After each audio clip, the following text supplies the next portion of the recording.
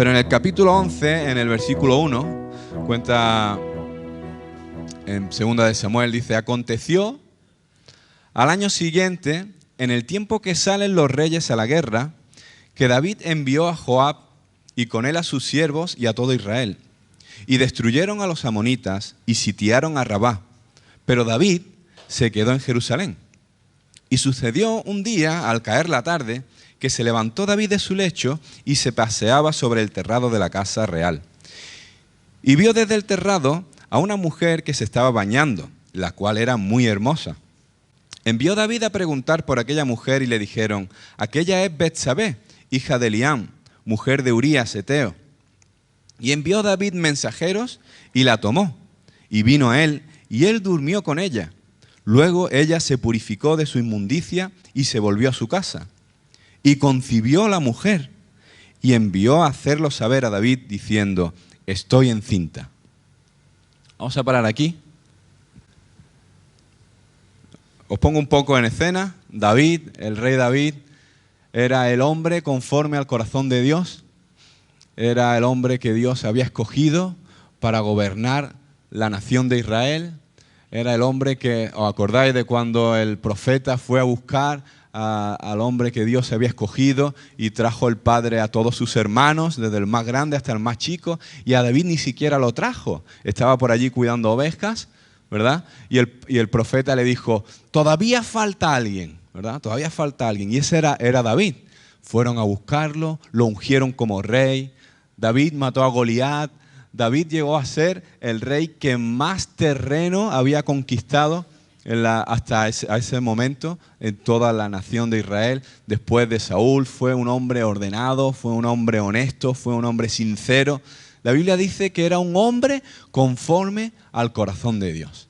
De hecho, cuando le dijo a Saúl, dice: ¿os acordáis lo que le dijo a Saúl? Dice: por tu desobediencia, por tu obediencia parcial, yo me he escogido a un hombre. Y este era David, un hombre conforme a mi corazón. Y, bueno, pues, después de toda la historia del rey David, que había conquistado a los enemigos de Israel y tal, un día aquí empieza, dice: aconteció al día siguiente, en aquel tiempo que salen los reyes a la guerra. En aquel tiempo que salen los reyes a la guerra. David era rey. Y David debería de haber ido a la guerra con Joab, que era el principal de los soldados, y con todo el ejército, como había hecho hasta ahora. Sin embargo, dice la Biblia que David se quedó, dice: pero David se quedó en Jerusalén. La Biblia no dice las palabras que hay en la Biblia no están puestas al azar. Aquí cuando está hablando que David se quedó en Jerusalén, es que David había tomado una actitud distinta. Habría pensado seguramente: bueno, ya está bien, yo ya he peleado bastante, yo ya voy a descansar un poco, voy a relajarme un poco, yo ya tengo un palacio, ya tengo muchos siervos. Ya no era la misma actitud que antes. David era el primer guerrero de todos, era el que salía siempre a la batalla y todos sus hombres seguían por él porque él era el ejemplo a seguir. Todos seguían a David. Si David iba, no había problema, todos iban con él. Sin embargo, David se quedó en palacio y mandó al ejército y a Joab a la guerra. Y dice que sucedió que en aquel día, al caer la tarde, David estaba en su lecho, ¿verdad? Y paseaba por allí por el terrado y vio a aquella mujer, Betsabé, estaba ella bañándose y dice que era hermosa. Y fíjate, David, el hombre conforme al corazón de Dios, la llamó, ¿verdad? Se acostó con ella, pero lo que David no se esperaba es que ella se quedara encinta. Si seguimos leyendo, que os recomiendo porque no tenemos tiempo de leer todo el capítulo, pero si seguimos leyendo, David no solo se quedó ahí. Aquí, si te fijas, hay un texto porque todo dice: envió David a preguntar, en el versículo 5. En el 4, dice: luego ella se purificó de su inmundicia y se volvió a su casa. Esto está haciendo referencia a su periodo menstrual. Está hablando, este texto que está diciendo aquí es que era obvio que la mujer se había quedado embarazada por David. No podía haber sido antes, no podía haber sido con su marido. Entonces David había dejado embarazada a esa mujer. No solo había adulterado con ella porque ella era una mujer casada, sino que es que además no había duda de que había sido él. Y siguen leyendo la historia y David dijo, bueno, ¿ahora qué hago yo? Tú imagínate, el rey que debía estar en la guerra, que debía estar haciendo lo que hacen los reyes, ¿verdad? Conquistando y ganando y tal, y estaba enfrascado en un terrible error que había cometido. Pero es que no solo fue eso, es que su marido, el marido de la mujer, estaba en la guerra. ¿Os acordáis de la historia? Urías estaba en la guerra y David dice, ¿cómo voy a arreglar esto? Dice, ya está, llamo al marido que venga a su casa, esté con su mujer, ¿no? Y ya está, con su mujer, pues asunto arreglado. Total, que llama a Joab, Joab, mándame a Urías que está allí en la batalla con vosotros, mándamelo para acá y que venga rápido. Viene Urías, oh rey David, ¿qué puedo hacer? ¿Qué por ti, por qué honor, qué no sé qué? Dice, descansa, ¿cómo va la guerra? Bien, estamos allí y tal. Dice, mira, tómate unos días, vete con tu mujer y descansa en tu casa y pasa un tiempo allí. Pero lo que David no se esperaba es que este Urías, tú fíjate el texto, dice que lo mandó a su casa y no se fue a su casa a dormir. Se quedó a dormir en la puerta del palacio con los siervos de David. Y por la mañana siguiente, cuando David lo ve allí, le dice, pero Urías, ¿no te he mandado que vayas con tu mujer? Dice, este hombre, dice, oh rey, tú imagínate, dice, oh rey, ¿cómo voy a ir yo a dormir con mi mujer en mi casa cuando están nuestros hermanos guerreando y luchando por la nación y dejándose la vida? Y están allí y yo no puedo ir con mi mujer cuando otros están entrando. Y David diría, ¡qué cabezón! ¿Tú cómo lo arreglo? Tú imagínate. Entonces lo empeoró más todavía. Fíjate, quiero que tomes bien el contenido de la historia, porque David le dio una vuelta más. Dice, bueno, pues lo que hago es que mañana lo invito a comer. Lo inflo de beber, lo emborracho y lo mando a la casa. Total, lo pone, ven Urías, que tú es que eres uno de los mejores. Estaba ahí engañando, mintiendo. El rey David, el hombre conforme al corazón de Dios. ¿Estás viendo hasta dónde pueden llegar las cosas? Le dice, ven, le da de comer. Oh, rey, muchas gracias, qué honor, ¿cómo voy? ¿Esto por qué para mí? Tú come y bebe. Y David estaba tramando. Dice, lo emborracho yo y lo mando para su casa. Pues David, el hombre comió, bebió, podéis leer la historia, y allí se quedó. A los pies del palacio. Le dice, al día siguiente dice, pero Urías, ¿no has ido con tu mujer? ¿Cómo voy a hacer eso yo? ¿Cómo voy a hacer eso? Si están todos los soldados allí y está el arca todavía en tiendas y yo voy a estar durmiendo en mi casa y disfrutando de... Sí. David da otro paso más hacia abajo. Ya dice, bueno, si lo mando a su casa para que parezca que él la deja embarazada, lo he dado de comer, le he intentado que se emborrache, lo he mandado a su... Tampoco se va. Dice, Joab, el príncipe de los soldados, dice, mañana lo pones en la primera fila. Y cuando venga la guerra a tope, que ya sea aquello que esté, dice, os retiráis y que lo maten. Fíjate por dónde iban las cosas. ¿Sabes? De que él había estado mirando allí en el palacio a donde estaba ya. Total, que lo manda a la guerra y Joab, obedeciendo, lo pone en primera línea de batalla y el hombre muere.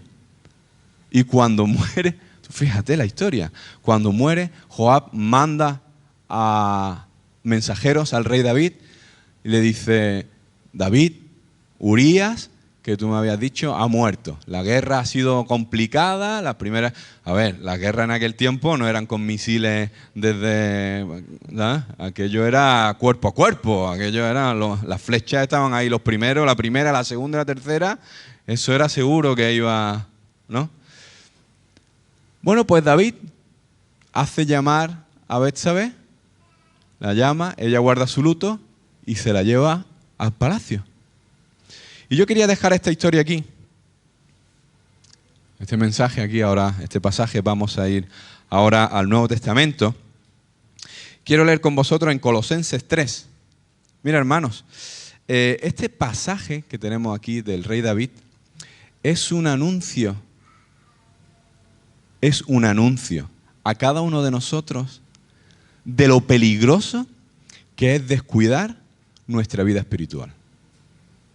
Lo peligroso que es acomodarse, estancarse y despreocuparse de la importancia que tiene cuidar nuestra salvación, ocuparnos con nuestra salvación con temor y temblor. Amén. Mira, nosotros vamos a ir a Colosenses 3. Espero que el tiempo no me...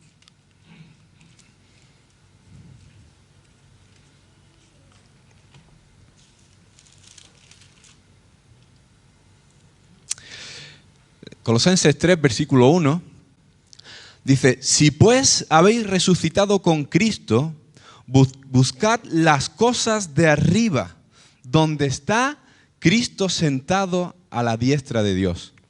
Poned la mira en las cosas de arriba, no en las de la tierra, porque habéis muerto y vuestra vida está escondida con Cristo en Dios.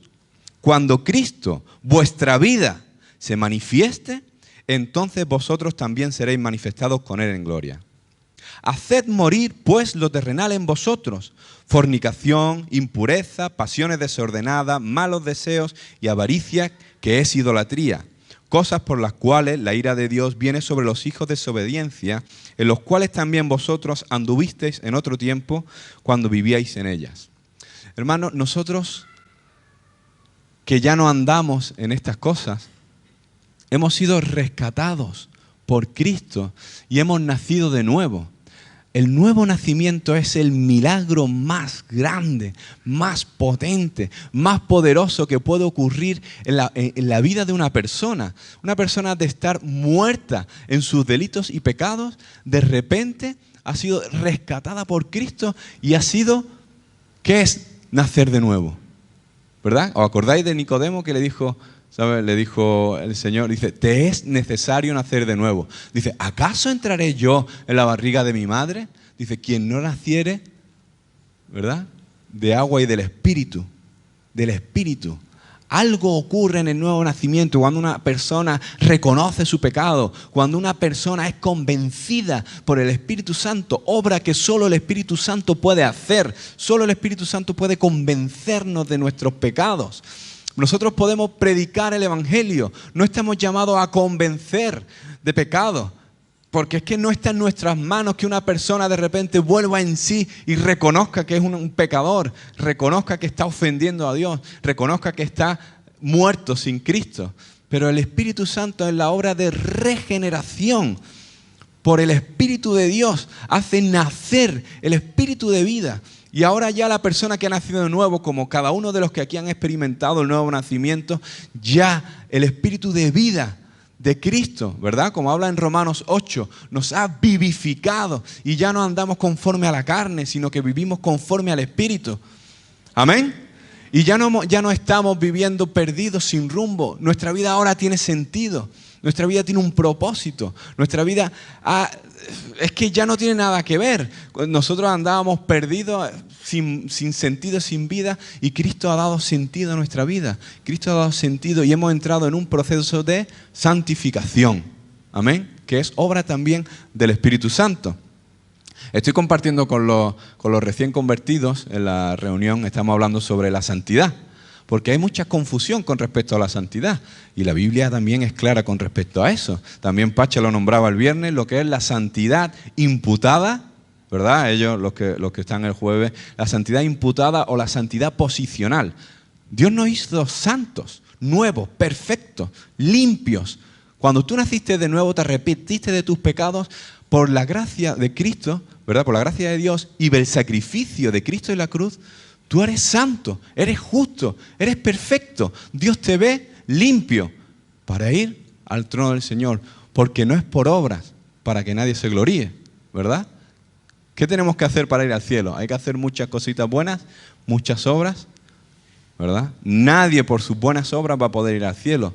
Solo el sacrificio de Cristo en la cruz que nos ha hecho santos. Pero ahora viene otra cosa. Uno dice, se mira un poquito y siendo un poco sincero, dice, bueno, ¿esto de santo? ¿Verdad? Y entonces entra la segunda parte de la definición de santidad. Una cosa es la santidad posicional y otra cosa es la santidad progresiva. Desde que nosotros hemos nacido de nuevo, ¿verdad? Esto es de escuelita dominical, de clases de primeros convertidos. Una vez que Cristo nos ve a nosotros santos, Dios nos ve santos por el sacrificio de Cristo en la cruz, pero a la vez nosotros hemos entrado en un proceso de santificación. ¿Amén? Y en ese proceso de santificación es el Espíritu Santo también. Es la obra del Espíritu Santo en nuestros corazones, en la que vamos andando, ¿verdad?, hacia un proceso de crecimiento espiritual. Y en ese proceso de crecimiento espiritual nosotros hay varias áreas. El Señor va tratando poco a poco. Al principio hay un cambio brutal, pero ese cambio tiene que seguir en progresión continua de crecimiento, andando, buscando la santidad. Y fíjate, hay muchas áreas que el Señor trata con nuestra vida. Trata con nuestros pecados, ¿verdad? Trata con nuestro egoísmo. Trata con nuestras rebeliones. Como dijo, recuerdo cuando hace 2 domingos, cuando vino Daniel, dice, ¿cuál era la raíz del pecado? Dice, cuando cada uno hace las cosas a mi manera, ¿no? Como Frank Sinatra, ¿no? Y estas es las cosas, todos queremos hacer las cosas a nuestra manera. Queremos afrontar la vida como nosotros queremos. Las cosas se hacen, ¿no? Algunos dicen, aquí se hacen las cosas como yo digo, ¿no? Da un puñetazo sobre la mesa. Pero realmente el Señor en el proceso de santificación, en colaboración con nosotros, va haciendo su obra y va tratando con cada área de nuestras vidas. Y otra cosa también que es importantísima es que el que ha nacido de nuevo, como dice Juan, dice, el que ha nacido de nuevo no peca. ¿No dice así la Biblia? Y uno dice, bueno, pero esto cómo es, ¿verdad? Y estamos en ese proceso de santificación, el que peca, abogado tenemos en Cristo. Cuando tú estás llevando tu vida cristiana y tú estás siendo tentado y tú estás venciendo tus pecados, tú lo que quieres es agradar a Dios. Y si tienes una caída puntual, aquí, abogado tenemos en Cristo, pero tu deseo y lo profundo de tu corazón es no ofender a Dios, es agradar a Dios en todo. ¿Verdad? No es vivir ya como a mí me da la gana. Ahora el que está en el centro de ¿verdad? El centro de las decisiones, en el centro de la vida es Cristo. Señor, hágase tu voluntad. Oramos en el Padre Nuestro. Señor, venga tu reino. ¿Verdad? Ya no vivimos como nos da la gana. Ya no vivimos, ya somos deudores a Cristo. Nuestra vida, nosotros la hemos entregado. Antes éramos esclavos de las pasiones y de los pecados del mundo y ahora hemos venido a ser siervos de Jesucristo. Amén. ¿Tú le has entregado tu vida a Cristo? ¿De quién es tu vida ahora? Amén. Pero, pasado el tiempo, pudiera ocurrir que alguno de nosotros pues dijera, pues ya he luchado yo bastante.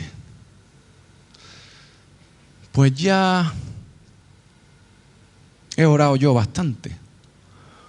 O ya he testificado yo bastante y no veo mucho fruto. Y tenemos que tener cuidado, para algunos, esto no lo tenemos que tomar todos como una vacuna para lo que pueda ocurrir, porque ninguno estamos exentos de caer en esta situación. Lo que quiero compartir con vosotros en esta mañana es sobre el estancamiento espiritual. Si el rey David, el hombre conforme al corazón de Dios, el hombre que era lo más, terminó en adulterio, siendo un homicida, porque Dios le dice después, tú pasaste por espada, es como si él mismo lo hubiera matado, y mintiendo por haberse desatendido o haber desocupado sus obligaciones, ¿verdad?, como rey. ¿Cuánto más nosotros, si descuidamos una salvación tan grande, podemos caer en un estado de estancamiento espiritual con los gravísimas consecuencias que puede tener para nuestra vida? las gravísimas consecuencias que puede tener permanecer en un estado de estancamiento espiritual.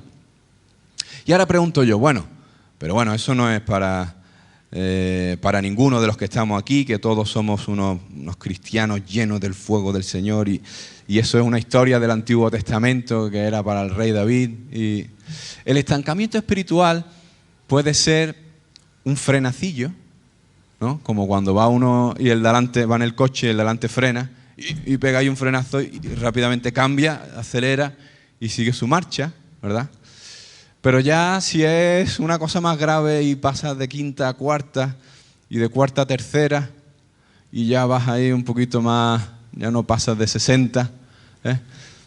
Pero el problema puede complicarse cuando uno ya quita las marchas, echa el freno de mano y termina en una situación de estancamiento total, ¿verdad? Bueno, pues hay que tener cuidado con esto, hermanos. Y volviendo otra vez al texto de Colosenses 3, en el versículo 1, dice: si pues habéis resucitado con Cristo, buscad las cosas de arriba, donde está Cristo sentado a la diestra de Dios. Aquí está hablando Pablo, si está haciendo una referencia a mirar a las cosas de arriba, es porque también se pueden mirar a las cosas de abajo. ¿Sí o no? Mira David, en vez de mirar para arriba, pues miró por el balcón. ¿En qué vio? Vio a Betsabé, ¿no? Vio a la mujer allí bañándose, ¿no? Nosotros tenemos que tener cuidado donde miramos. Tenemos que tener nuestra mirada puesta en las cosas de arriba. Amén. Y está claro porque dice: poned la mirada en las cosas de arriba, no en las de la tierra, porque habéis muerto. Hemos muerto a nuestra manera de pensar, hemos muerto a nuestra vieja naturaleza y estamos en una lucha continua entre nuestra carne y nuestro espíritu. El Espíritu de Dios tira hacia arriba para nosotros y nuestra carne, nuestra vieja manera de vivir, nuestra vieja naturaleza quiere volver otra vez a ser el rey de nuestra vida, ¿verdad? Yo he apuntado aquí algunos síntomas. Algunos pueden verse identificados en algunos o no, ya cada uno tiene que ir viendo. A lo mejor a alguno de vosotros, yo también me he examinado, porque Pablo dice: examinaos. Es sano examinarse, hermanos. Es sano. Hay que tener cuidado también de no entrar en la condenación, también, porque eso es la condenación. ¿Quién es el que acusa a los hermanos? Es Satanás, ¿verdad? Entonces, pero es sano, por otro lado, examinarse a uno mismo si se encuentra en la fe. No, el otro día escuché a un predicador que decía de no caer en la, ¿cómo se dice?, en estar examinándose demasiado, buscando ahí, cuando uno está con las enfermedades, ¿cómo es que? Hipocondríaco, ¿verdad? Dice, no hay que estar en una hipocondría espiritual, tendré yo esto, tendré yo aquello, Eso no es sano, ¿verdad? Pero examinarse, ¿verdad? Y a lo mejor a hacerse un chequeo médico, a veces siempre es bueno. ¿Y qué hace el médico para ver si una persona está enferma? Pues mira los síntomas, ¿verdad? Si tiene fiebre, ¿no? Como yo me río a veces cuando voy al médico de cabecera, dice, bueno, si la vista, te mando al oculista. ¿Te duelen los dientes? Al dentista. ¿Verdad? Tiene que ir ahí discriminando, ¿no? Pero mira, hay algunos síntomas de estancamiento espiritual. Uno de ellos es dejar de luchar contra el pecado. O más bien, podríamos decir, bajar el nivel los límites que tú te has puesto de moralidad que el Señor te ha hablado a ti. Recuerda siempre esto, que no es por tu buena persona que tú vayas al cielo, ni por tus buenas obras, ¿verdad?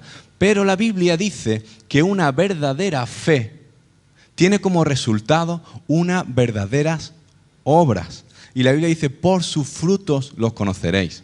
Entonces nosotros tenemos que cuidarnos de andar en santidad.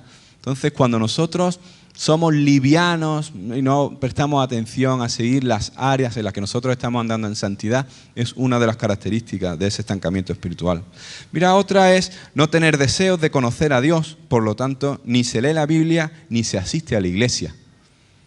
Pues eso también es otra característica. ¿Cuánto hace que no estudias la Biblia, que lees la Biblia en tu diario, te levantas con hambre de buscar al Señor?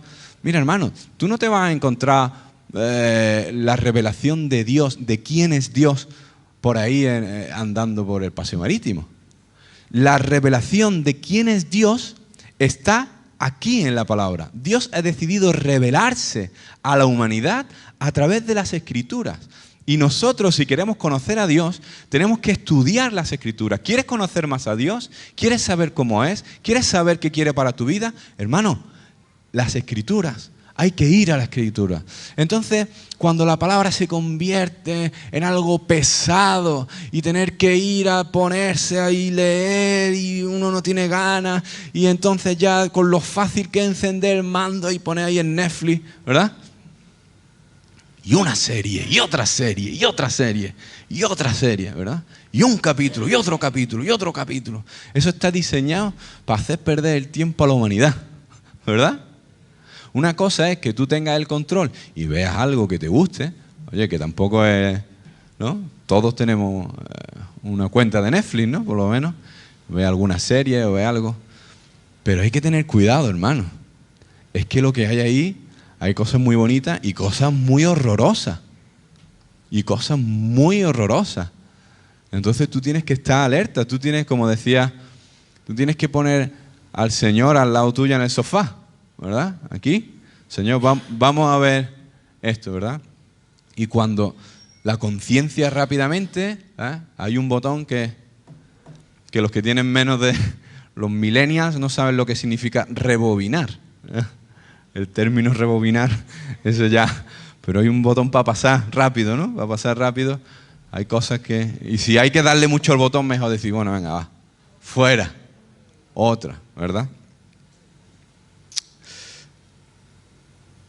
Bueno, seguimos. La lucha contra el pecado, falta de apatía por estudiar la palabra, porque es algo personal, es algo personal. Es horroroso tener que decirle a alguien, hermano, tienes que leer la Biblia. ¿Verdad? El que ya no lee por sí mismo ya demuestra que le falta algo, que hay algunos factores que...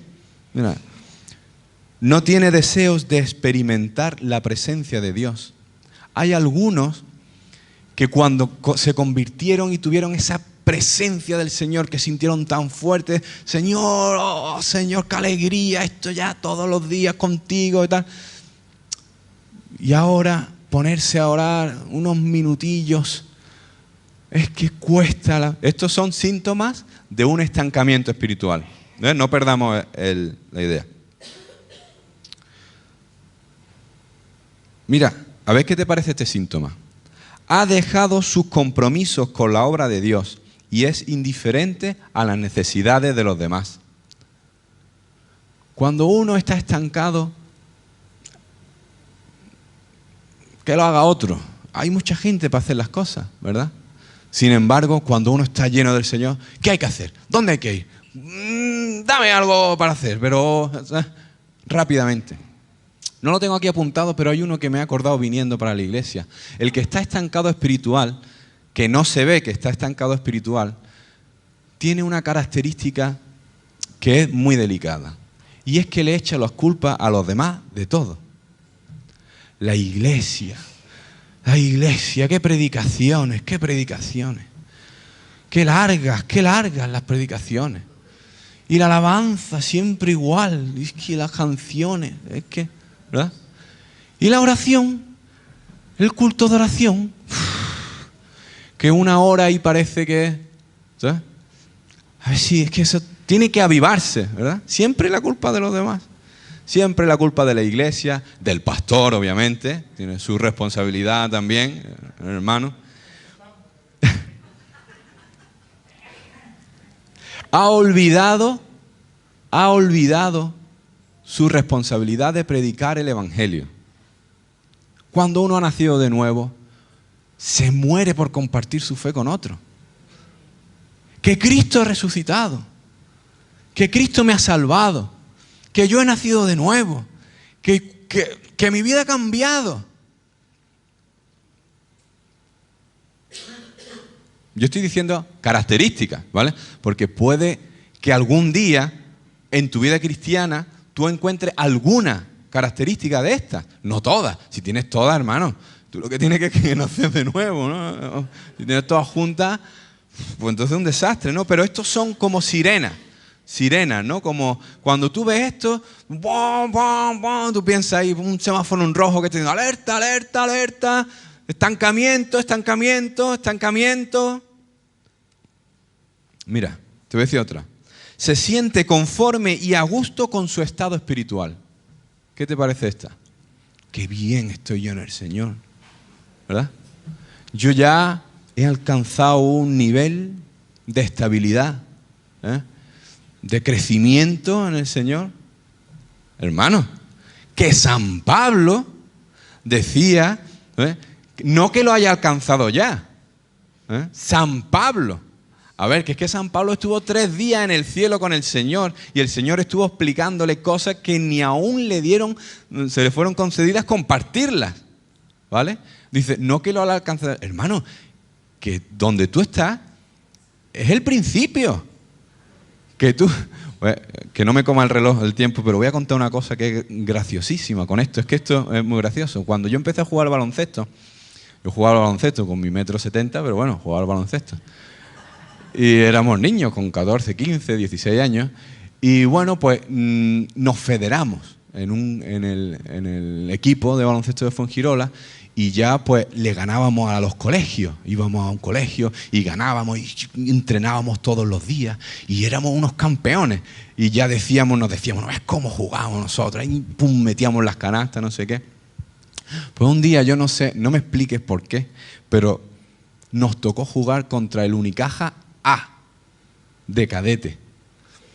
Y nosotros pues fuimos ahí a Los Guindos, ¿no? Que es donde entrena la cantera del Unicaja. Pues nosotros íbamos para un partido más. Pues ¿tú sabes quién había allí? Allí eran los campeones de España del año anterior, que le ganaron al Real Madrid y al Barcelona. Entonces aquello era Torres, horroroso, hermano. El más chico medía 1,90. Y nosotros mirábamos y decíamos, ¿qué vamos a hacer con esto?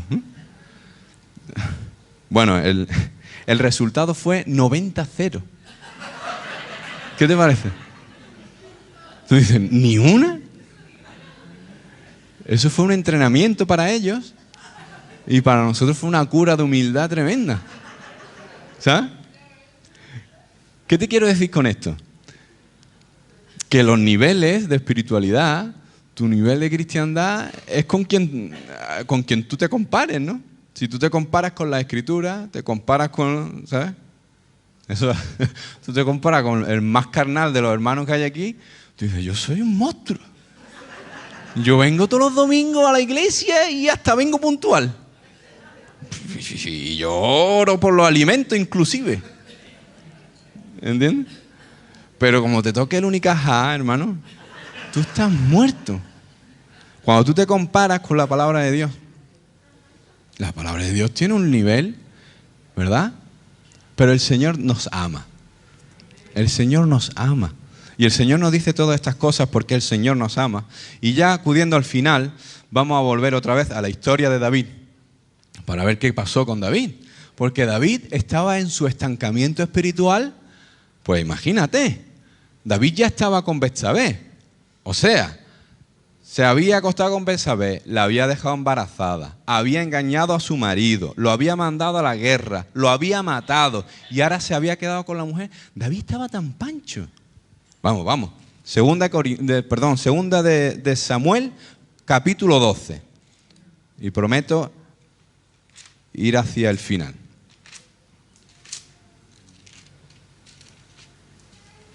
Pues como el Señor nos ama y el Señor amaba a David, pues el Señor le mandó un profeta, que era el profeta Natán. ¿Sabes? Y tú fíjate la historia. Dice, Jehová envió a Natán a David. Y viniendo a él, le dijo, había 2 hombres en una ciudad. El uno era rico y el otro pobre. Esta historia se la está contando Natán a David, después de haber hecho todo lo que había hecho. Un hombre rico y un hombre pobre. El rico tenía numerosas ovejas y vacas, pero el pobre no tenía más que una sola corderita que él había comprado y criado y que había crecido con él y con sus hijos juntamente. El profeta estaba poniéndolo cariñoso, ¿verdad? Comiendo de su bocado y bebiendo de su vaso y durmiendo en su seno, y la tenía como a una hija. Vino uno de camino al hombre rico. Esto tiene que ver con las costumbres que había en aquel tiempo de que cuando venía algún viajante, pues el que lo recibía tenía que agasajarlo, darle de comer y cuidarlo, ¿no? Dice, y vino de camino un hombre al hombre rico, y éste no quiso tomar de sus ovejas y de sus vacas para guisar para el caminante que había venido a él, sino que tomó la oveja de aquel hombre pobre y la preparó para aquel que había venido a él. Mira, hermano, en este momento David debería saber ya qué estaba pasando, ¿no? Después de todo lo que había hecho,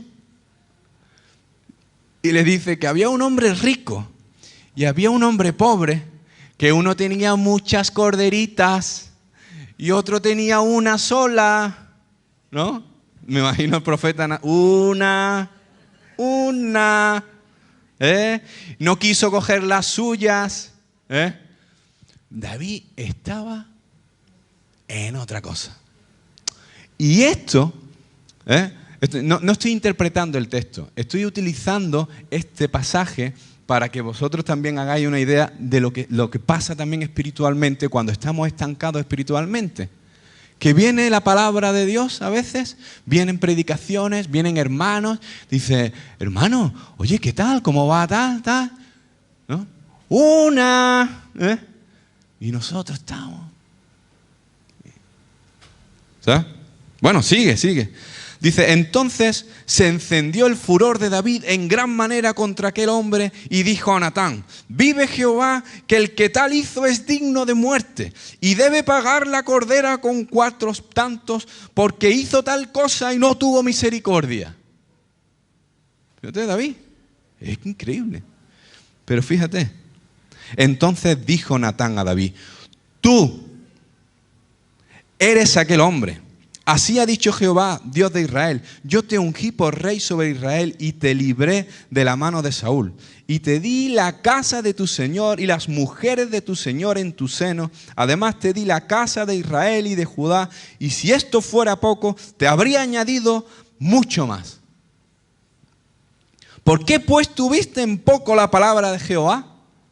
Haciendo lo malo delante de sus ojos. A Urías Eteo heriste a espada y tomaste por mujer a su mujer. A él lo mataste con la espada de los hijos de Amón. Vamos a parar aquí, podéis seguir leyendo toda la historia. Entonces David, esto es lo que quería compartir con vosotros con respecto al estancamiento espiritual. El gran peligro que tiene el estancamiento espiritual es que uno pierde visión.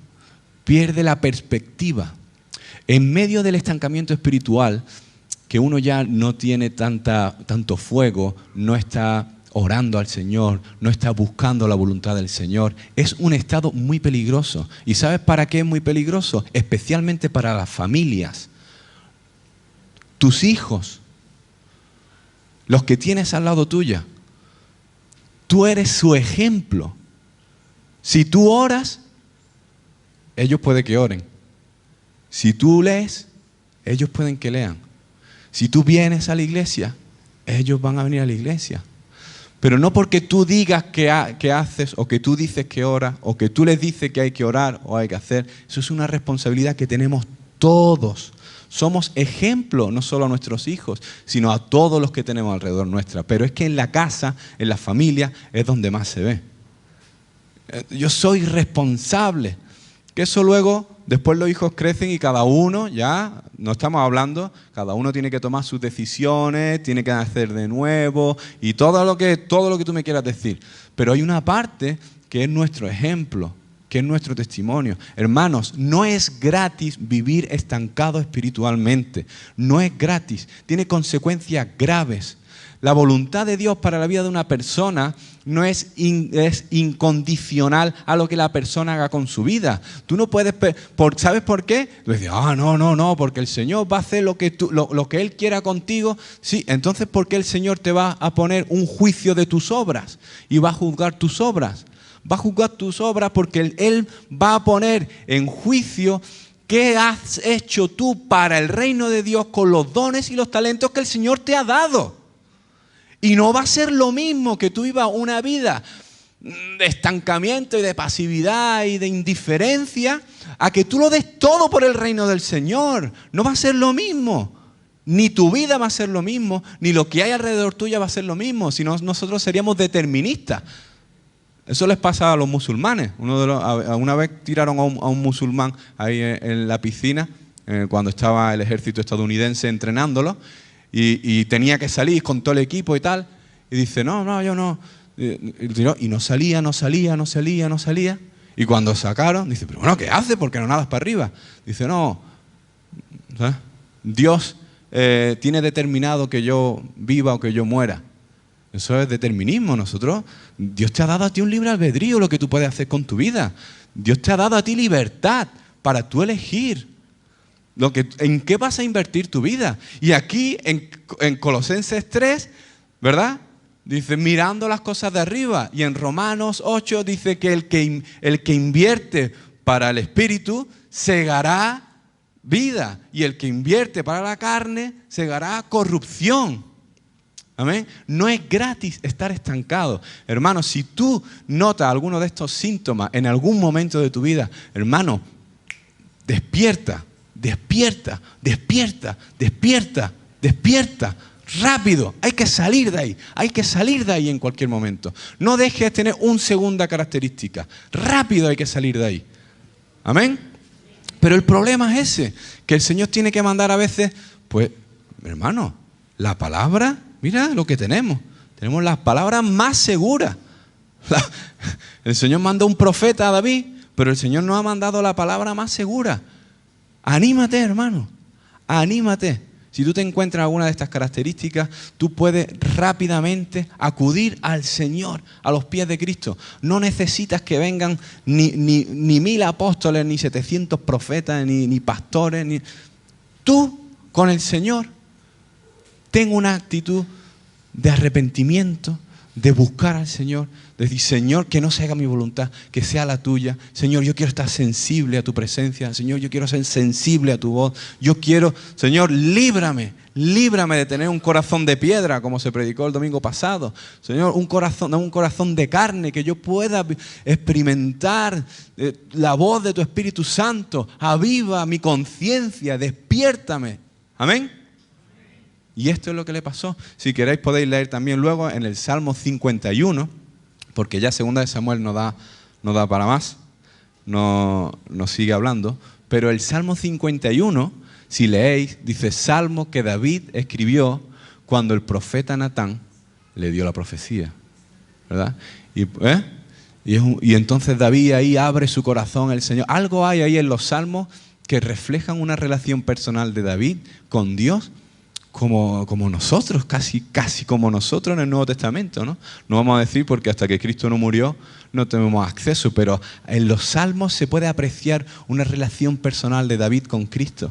Y David se arrepintió, y si puedes leer todo el Salmo 51, como dice, sabes que yo, Señor, gracias, ¿sabes? Líbrame, límpiame, que yo no caiga ahí. Y el Señor le restauró y el Señor lo bendijo, ¿verdad? Y el Señor le guardó. Tuvo sus consecuencias, ¿verdad? Uno de los castigos fue que el hijo murió, ¿no? Y otras más también, que no es momento ahora de seguir.